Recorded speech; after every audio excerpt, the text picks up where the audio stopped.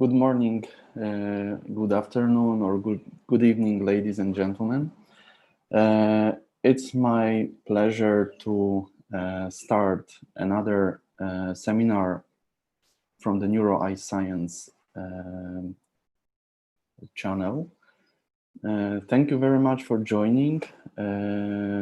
I hope that you will enjoy my topic. I would like in the beginning to tell about some rules.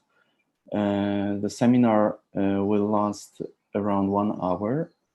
Under the YouTube streaming, you have some details about the discussion room. The discussion room will be open after seminar. So after I finish streaming, please, if you're interested, the discussion room will be open for half an hour. And detailed for a Zoom room you can find below the video, the streaming on YouTube. If you would like, there is also option for live chat and also my email address. So please feel free to contact me. My name is Adrian Smedowski, and today I would like to talk about electrical coupling involvement in the optic nerve and about the novel model of optic nerve function.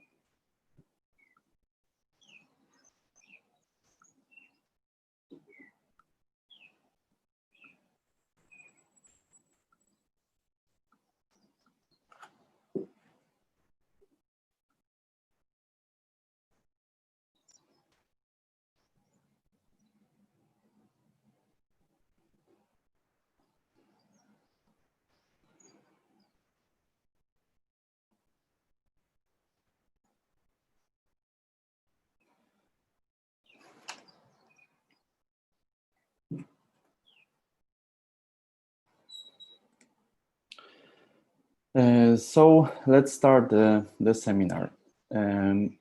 Today, within my talk, I would like to tell something, introduce you into the synapses topic. So I will start with the synapses.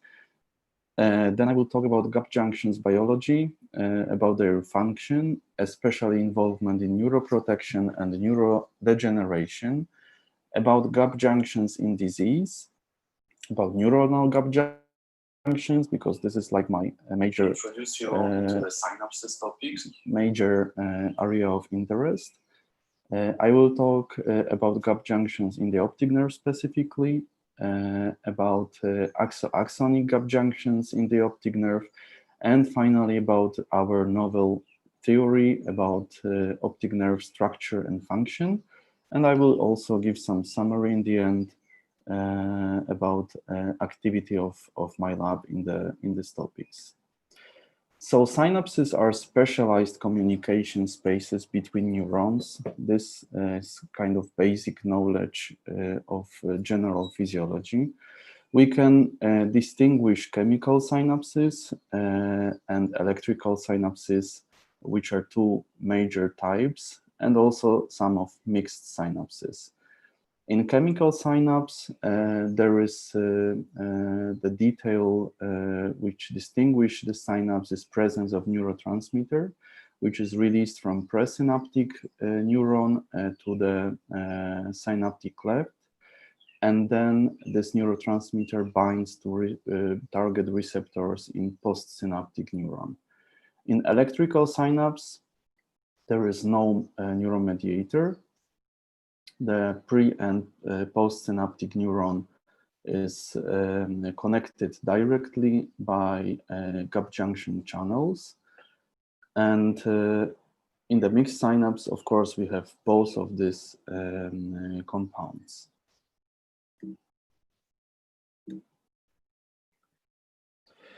Synapses can exist between different cells, not only between two neurons, as you can see here. Also can be formed by neuron and the skeletal muscles. Then we can talk about neuromuscular junctions, and also between neuron and glands. So then we have neuroglandular synapses. The synapses can be formed between different parts of neurons. The most classic one are axodendritic, where the presynaptic neuron part is represented by axon and the postsynaptic by the dendrites.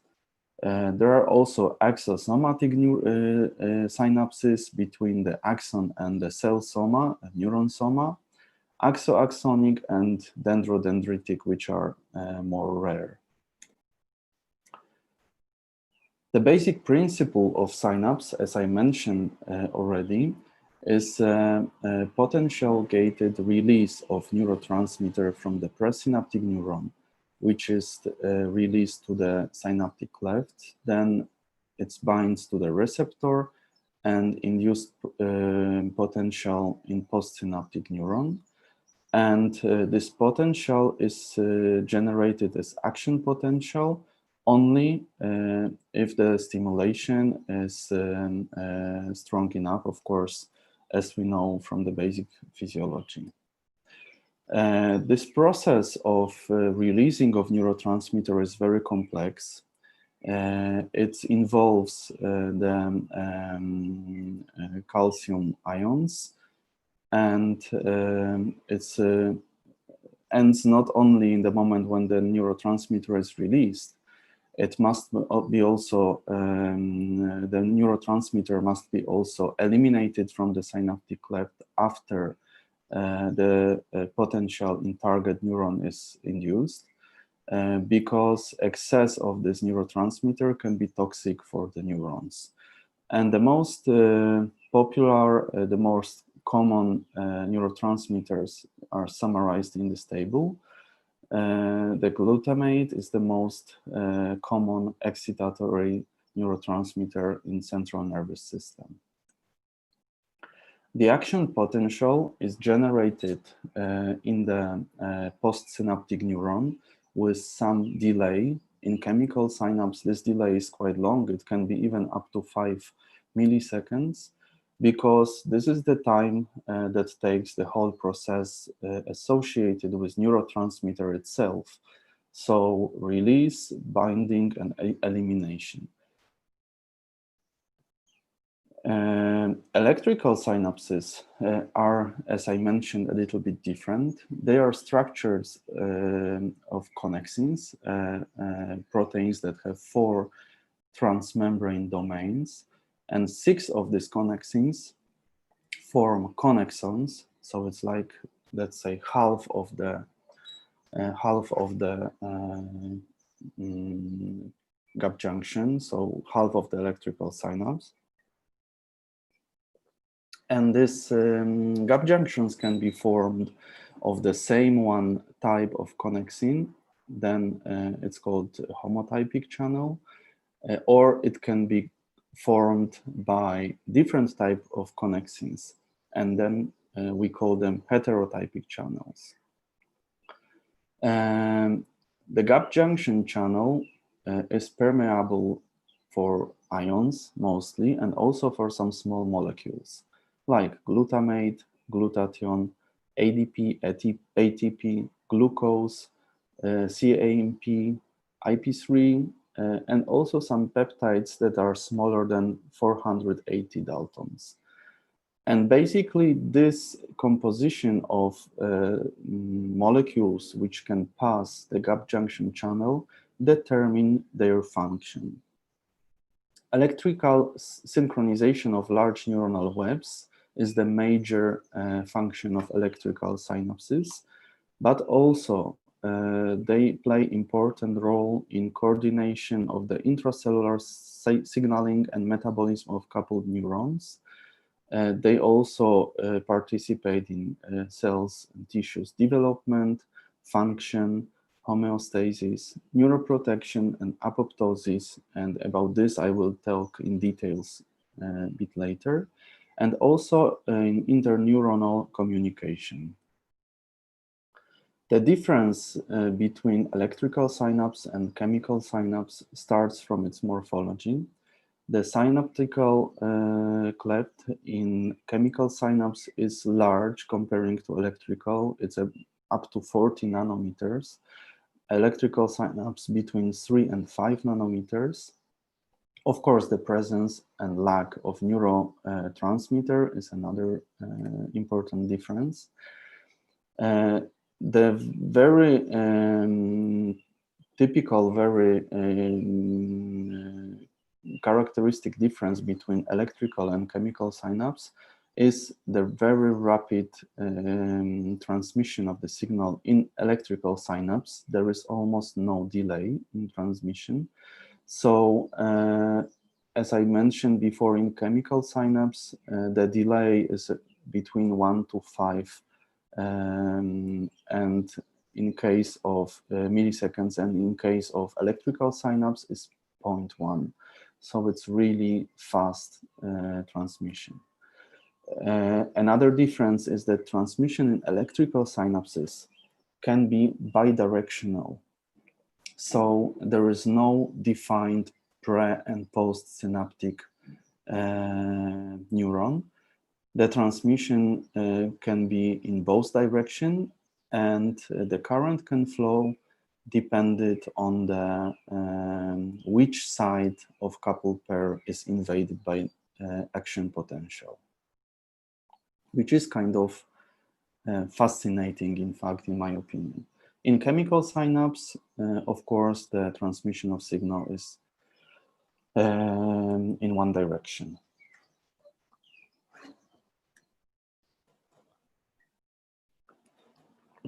The gap junctions turnover in the cell is very also characteristic. Of course, the connexin after translation undergo many post-translational modifications. In endoplasmic reticulum, the protein product can be directed for utilization, and this process is called ERAD, endoplasmic reticulum associated degradation. If the protein is not degraded, it is directed to Golgi apparatus, and in trans-Golgi network in the transporting vesicles, it's transported towards the membrane. In the membrane, it's inbuilt into the membrane, and it can form hemichannels, so connexons, or gap junction plugs. And these gap junction plugs are the kind of target functional structure of electrical synapse. Electrical synapses have very short half-life time, and after it's assembled, within few hours, it can be internalized into the cell and forming connexosome. And this connexosome can be then directed into two different pathways of protein degradation. So it can be lysosomal or proteasomal pathways.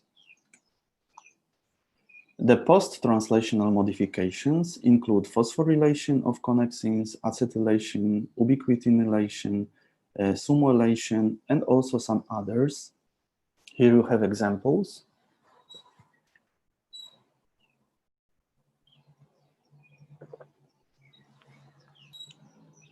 The two most important proteins that are involved in the turnover of gap junctions are ubiquitin and also protein sumo. These two proteins, in fact, are responsible for stability of gap junctions in the membrane, because ubiquitination of gap junctions, of connexins, can lead to two different can lead to internalization and two different ways of degrading this protein, which I mentioned already.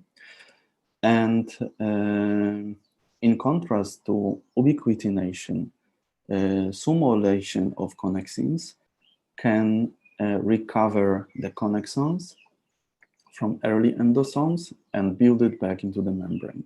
So this modification with protein SUMO prevents degradation of connexons in the cell.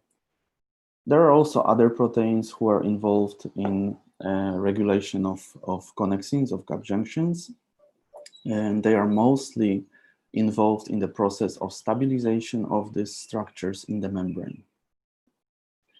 Gap junctions are the only known cellular structures that allow a direct transfer of signaling molecules from cell to cell between the plasma, between the cytoplasm of neighboring cells. As I mentioned in the beginning, electrical synapses function also involves neuroprotection and neurodegeneration. Neuroprotection, thanks to ability of passing by gap junction channel certain molecules, for example, glutathione, but also it can participate in excitotoxicity spreading in the neuronal networks. As we know, excitotoxicity is the major pathomechanism which is observed in the neurodegeneration process. Basically, it's related to the glutamate which is released from presynaptic neuron in normal conditions is eliminated from this from the synaptic cleft after it binds to the target receptors. And astrocytes play an important role in this elimination of glutamate from synaptic cleft.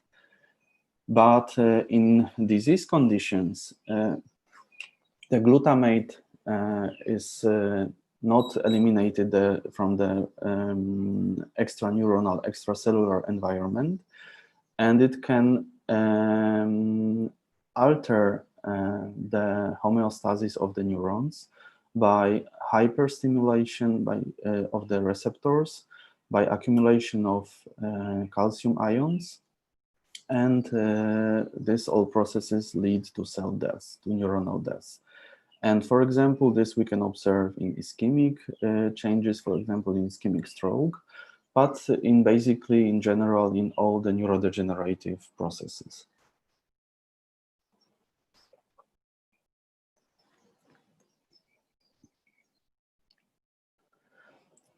Neuronal injury can directly cause the cell death by excitotoxicity, but also it increased connexins expression. And because it increased connexin expression, which couple neighboring cells, it promotes spreading of insult in the neuronal networks. On the other hand, if there would be no gap junctions between the neurons, it might lead to defective formation of neuronal webs, neuronal circuits, and cause some developmental malformations. It can also cause some cognitive dysfunctions. So, in fact, we cannot specifically tell that presence of gap junctions is negative or positive. The most important is homeostasis and balance between the function, the beneficial and negative function of gap junction channels.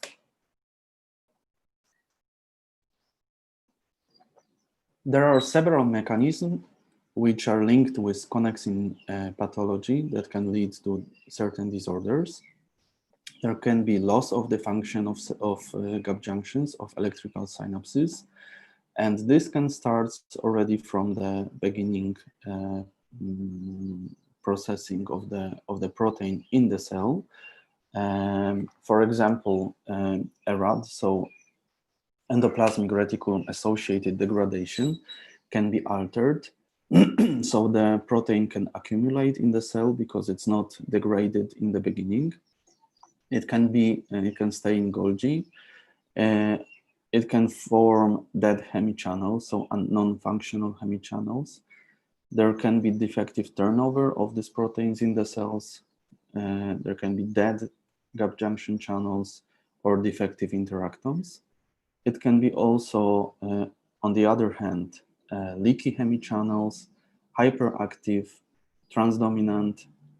There can be also some problems with oligomerization of this protein.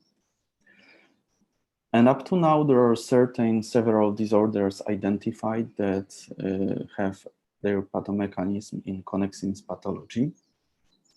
There are also some ocular disorders, for example, oculodentodigital dysplasia or cataracts, some certain types. Also, it's postulated that pathology of gap junctions are involved in neurodegeneration disorders. Because of the research involving electrical synapses, which is nowadays developing quite rapidly, there are known some electrical synapses blockers that are more or less selective. And here you have examples in this table. Sorry. And also there are some research also including eye research, where it's proven that neuroprotection can be achieved by blocking of certain synapses. And for example, it has been shown in glaucoma models. Electrical synapses are specific, are tissue specific or cell specific. There are some that are present in neurons and neuronal cells and neuronal associated cells. And in neurons, the most typical is connexin 36 and 45. There are also some certain types in astrocytes, and connexin 43 is the most common among the glial cells. Electrical synapses are forming connections between cells similarly like chemical synapses, can be between dendrites, cell somas, axons, and there can be mixed also. And they are described to be present in different neuronal webs. The most described, the best known, are these in Corti organ in the vestibular organ in the inner ear, and also these in retina between photoreceptors and interneurons. And basically, when we talk about neuronal connexins, we mean connexin 36 and connexin 45.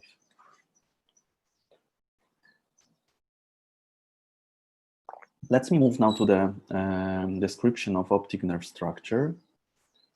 Optic nerve structure is very well described. It originates from the retinal ganglion cells, and retinal ganglion cells in the retina, they are axons. They are forming optic nerve. Optic nerve gets axons from different parts of the retina, and the different parts of axons from different retinal regions are forming optic chiasm. And in the optic chiasm, only nasal parts of the retina, representation from nasal parts of retina, are crossed.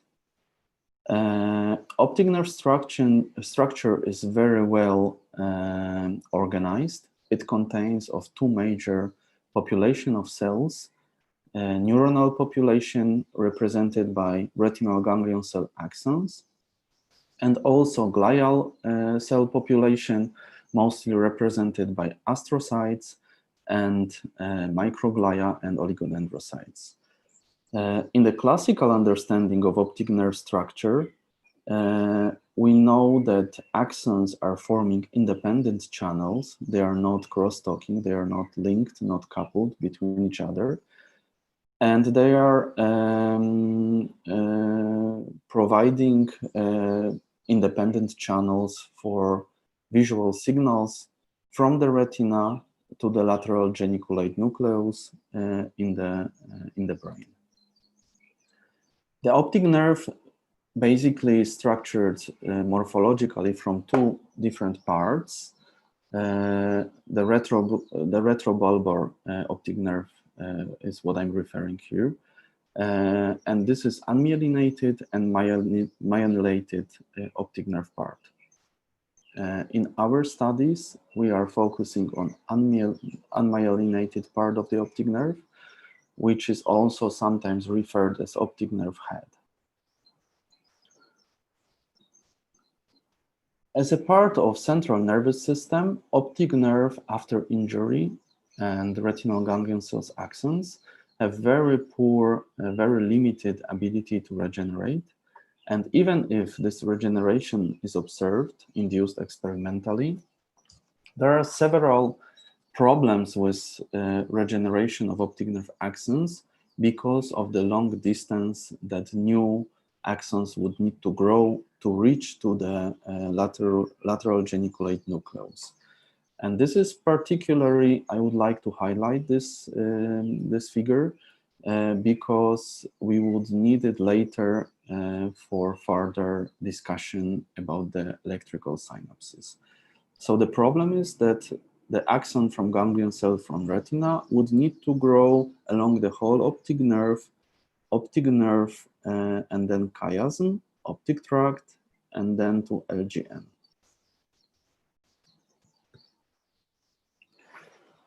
Glaucoma is the most frequent optic neuropathy. It's a group of disease with common feature of optic nerve axons degeneration. In 70% of the cases, it's associated with high intraocular pressure, only 10% in Asian population. There are several theories behind glaucomatous degeneration. The most common are mechanical theory and vascular theory, and also the new one related to the endogenous neuroprotection failure. The most typical signs of glaucoma are visual field defects, which can develop over time and lead to irreversible blindness. The pathogenesis of glaucoma is not fully understood.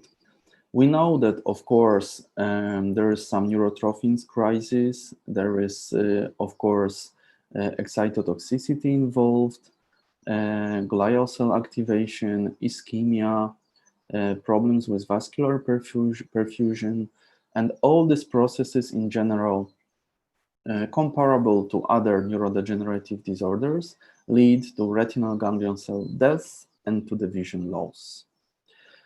Basically, there are different types of glaucoma. When there is high intraocular pressure, the RGC cell damage develops, leading to classic understanding of glaucoma with high pressure. But also there are situations when there is high intraocular pressure, but there is no cell damage. And this situation we call ocular hypertension. There can be also a situation when the pressure is normal, but the cells are dying, and this is called normal tension glaucoma.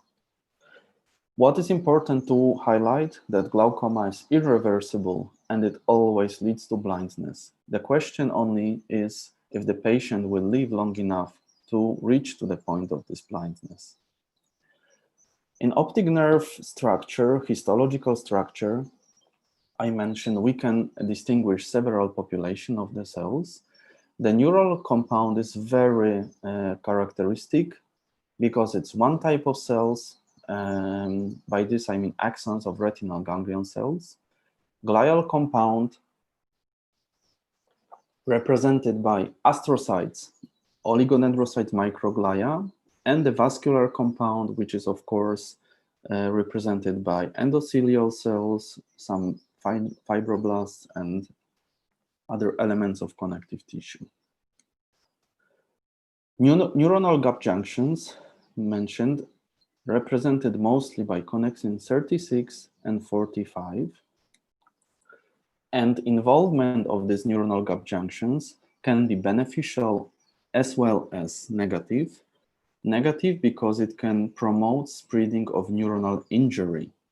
The gap junctions in neuronal injury can be involved as electrical synapses that already exist, but also as a newly formed electrical synapses, since glutamate excitotoxicity promotes expression of connexin 36 and formation of new gap junctions between neurons. Studies on the optic nerve related to gap junctions have quite long history. Already in 1977, Harry Quigley was describing ultrastructure of the optic nerve, where he described presence of gap junctions between neighboring astrocytes. And this is mostly the area, the direction of interest, which later was developing. So descriptions of glial cells gap junctions we can find in literature later in several studies. For example, a study from 2011, which was showing expression of connexin 43, so glial cell connection, glial cell gap junctions in a human optic nerve in healthy and glaucoma subjects. Also, it was described connexin 43 in a human optic nerve as an example of gap junctions in optic nerve. And also some neuronal gap junctions, but in the retina, however, within retinal ganglion cells bodies, and it was connexin 36, 45, that is proven to mediate different types of neuronal damage.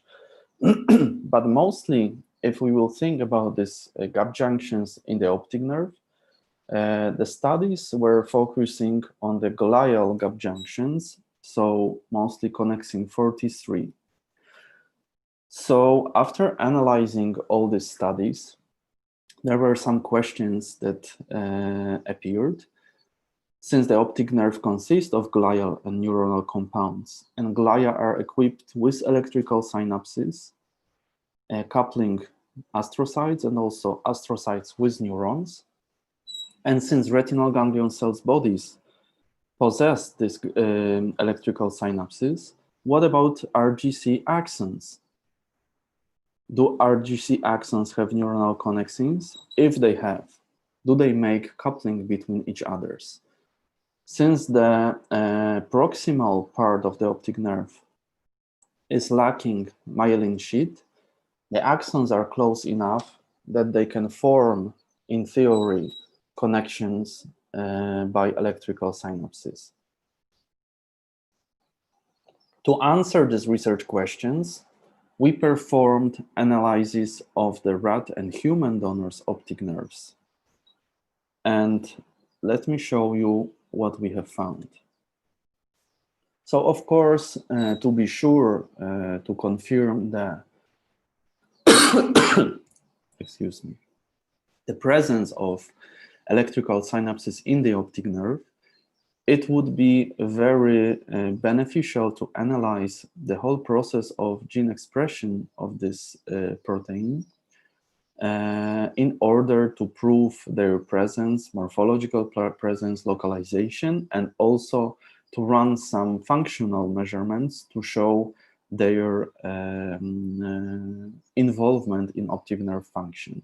That's why we run PCRs to confirm presence of the transcript in retina optic nerve homogenates, Western blot to confirm presence of the protein, some stainings to show localization of this protein, also ultrastructure of the optic nerve in electron microscopy, and also visual evoked potentials to show how these electrical synapses in optic nerve affect transduction of the signal, visual signal in the optic nerve.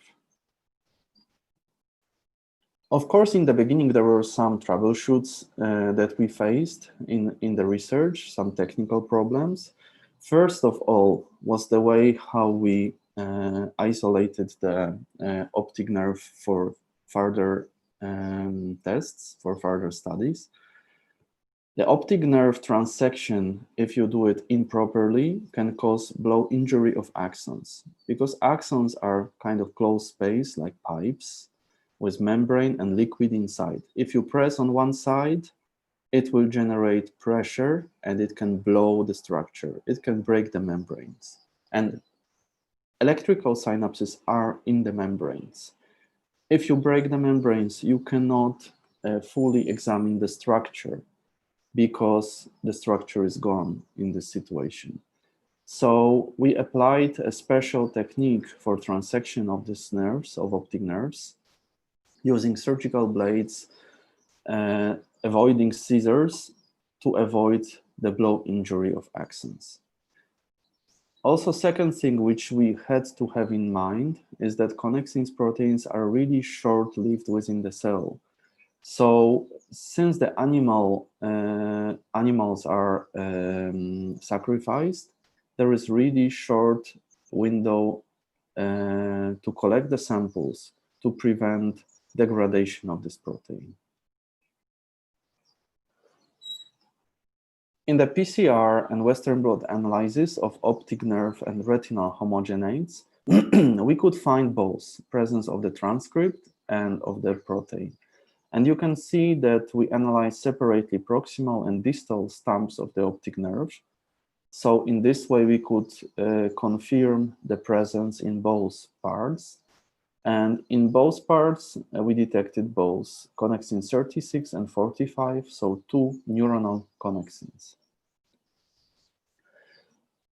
Because the presence of the protein in the cells not necessarily confirms that this protein is inbuilt in the cell membrane, we did some immunofluorescence stainings and also electron microscopy to confirm that indeed this protein is not only present in the cytoplasm, but also it's inbuilt into the cell membrane.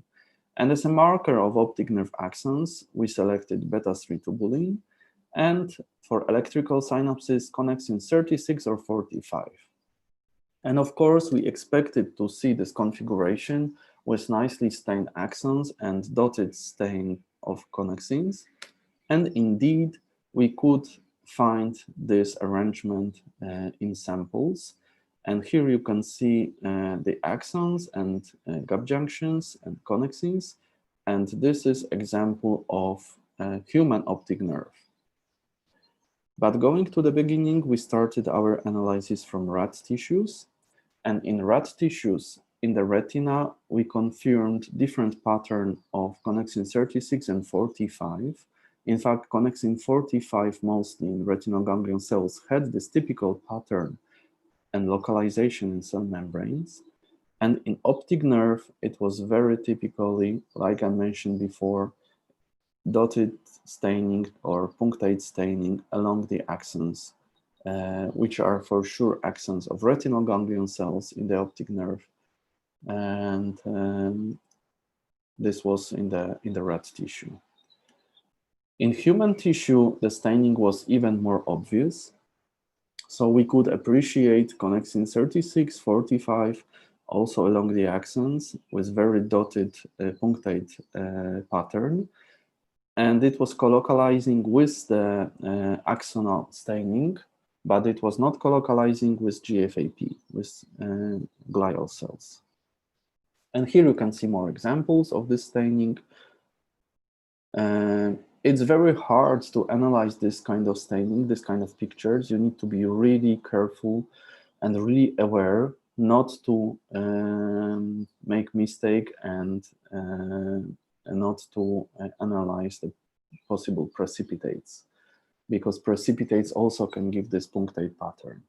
But of course, they are not perfectly colocalizing with any other structures. The second element of this morphology analysis was electron microscopy. And here you have very general example. You can see axons and astrocyte, and you can see very clearly electrical synapses between two axons. Here you have higher magnification when you can see this very typical picture of electrical synapses between two axons. In electron microscopy, we differentiated axons from astrocytes based on the size of intracellular filaments, so neurofilaments and microfibrils. The electrical synaptic space, the gap, was between 3 and 5 nanometers.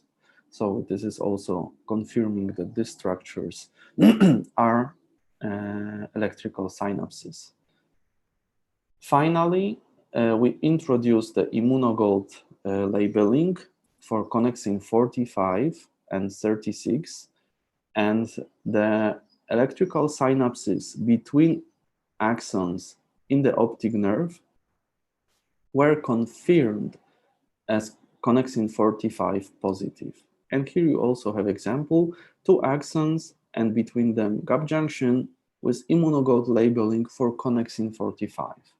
So in this way, we confirmed presence of connexin 45 structured electrical synapses between the axons, neighboring axons, within optic nerve head. But this is not everything. We found that there are 3 different types of connections within the optic nerve head. There are connections between 2 neighboring axons, so GP1, which here are shown as in this scheme as a green gap junctions, GP2 between neighboring astrocytes, and GP3 between axon and astrocyte.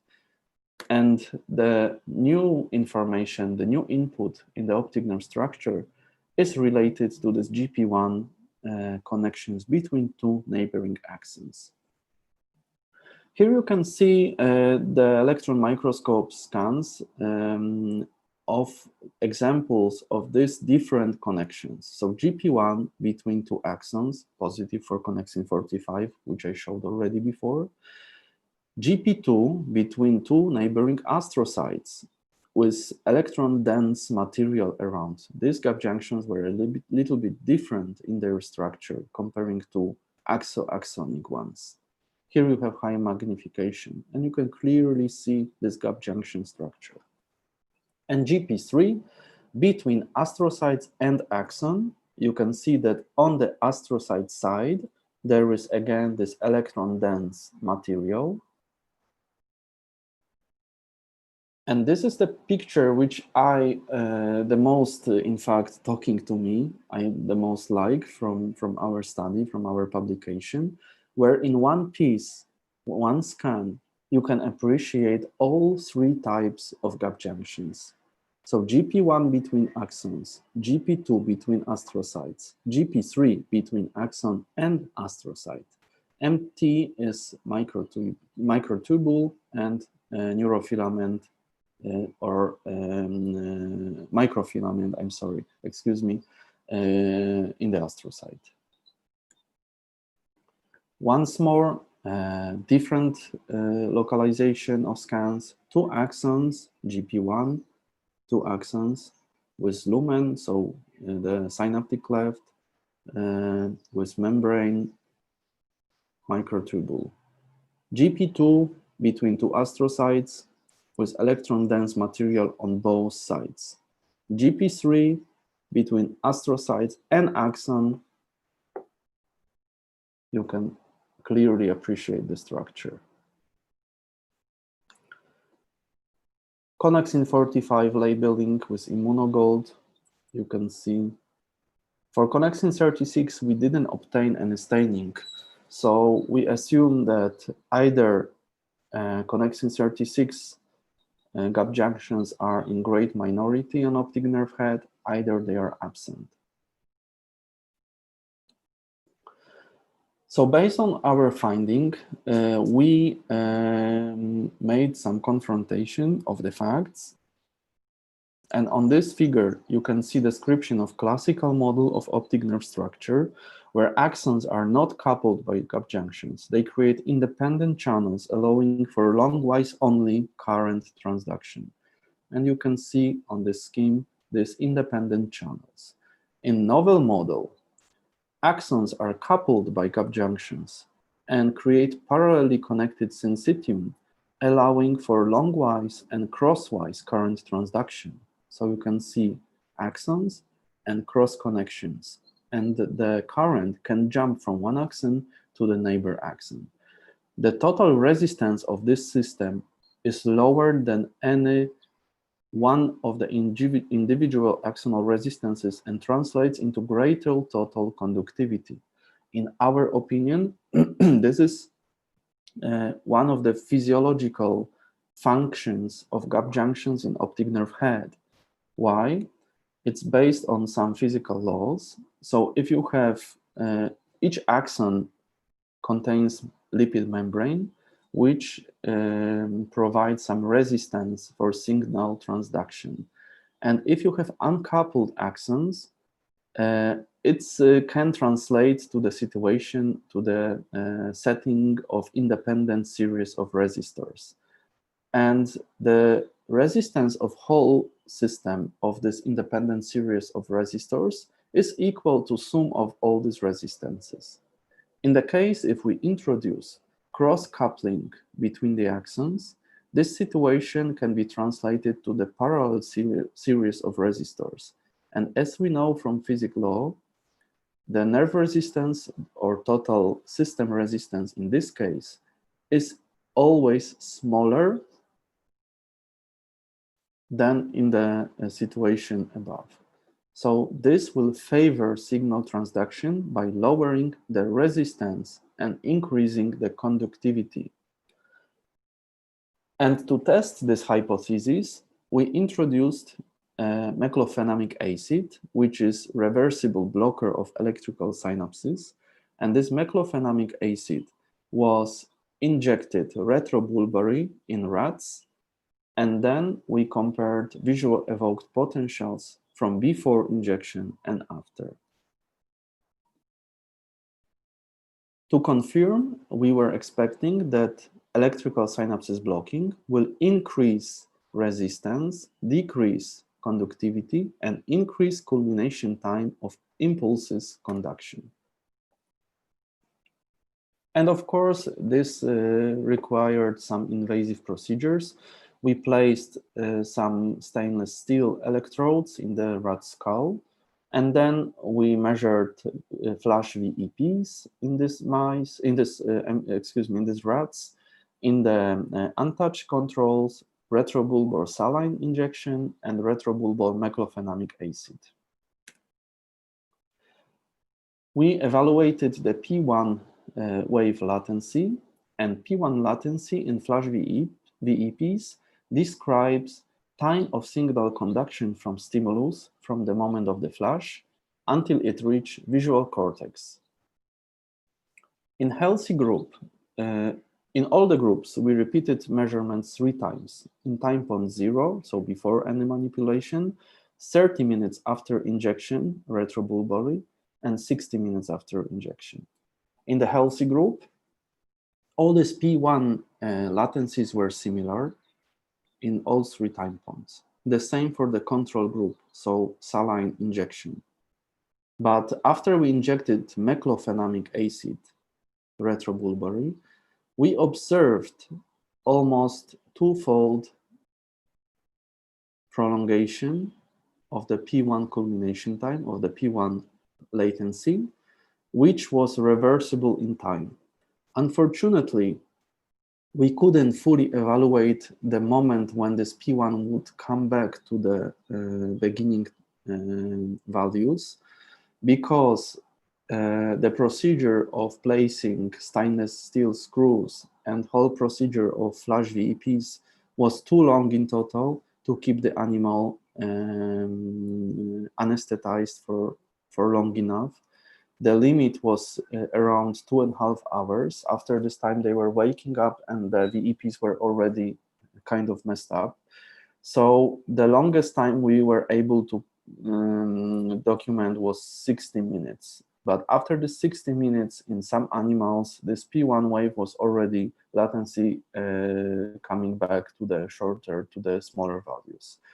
But anyway, this measurement confirmed our hypothesis that blocking of electric synapses retrobulbary by injecting meclofenamic acid was resulting in increasing of P1 latency. So it was increasing time of signal conduction in the optic nerve. Based on all the results, we concluded that these axons in optic nerve head are directly coupled by electrical synapses. And what it could mean for the future research, it could mean that optic nerve in the unmyelinated part, so in optic nerve head, can provide or can in kind of way modulate the conduction time of visual signals. It can possibly block some of impulses. Maybe it would be possible that it can bypassing single axon damages, because if there is a damaged axon, the signal can be passed to the neighboring axon, which is healthy. Can it be involved in regeneration of optic nerve axons? And this is why I showed you this troubleshoots in the beginning, why the axons, the retinal ganglion cell axons have problem in regenerating. Is it possible that regrowing axons will connect by electrical synapses in optic nerve head? So maybe there would be no need that all of them need to grow to lateral geniculate nucleus. Of course, this is only hypothetical situation and only if the damage is mild, but maybe this is the direction of our research. And finally, maybe this connexin 45 could be a target for neuroprotection for optic neuropathies.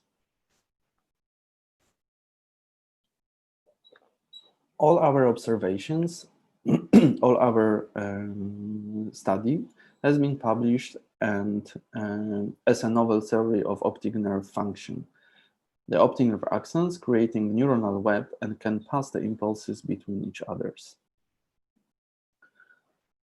Except the connecting research, I would like to shortly in the end of my talk introduce you to our area of interest of my lab.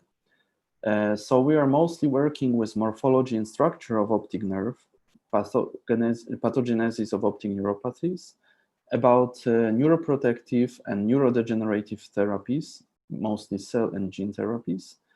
We work with retinal expanse culture, we run some toxicity tests of ophthalmic drugs, and we are also interested in mechanism of side effects of prostaglandin analogs. Currently, we are working on the project concerning development of the experimental gene therapy, and it is about RNA binding proteins, HUR protein in the model glaucoma model. Also, we have some experience and some results about the cell and protein therapies for glaucoma in glaucoma model. This is our main area of interest, so experimental therapies for glaucoma and optic neuropathies in general. We are investigating the potential mechanism of latent inflammation after the prostaglandin analog treatment. And also we try to create some research, some experimental models for our research. And we have one glaucoma model which we mastered, and also some retinal explants modification. We are also proposing and try to promote the novel theory of glaucoma pathomechanism, where we think that development of glaucomatous neuropathy could be associated with impaired function of endogenous neuroprotective mechanism in the retinal ganglion cells. And as a master regulator of this endogenous neuroprotective mechanism, we think that RNA binding proteins are these master regulators with HUR protein, which we currently investigating.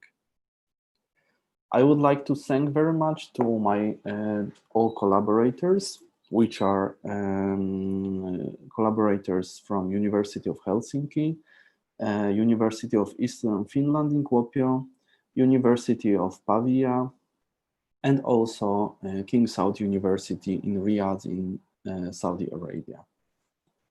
Thank you very much for your attention. And I would like to invite you for a Zoom discussion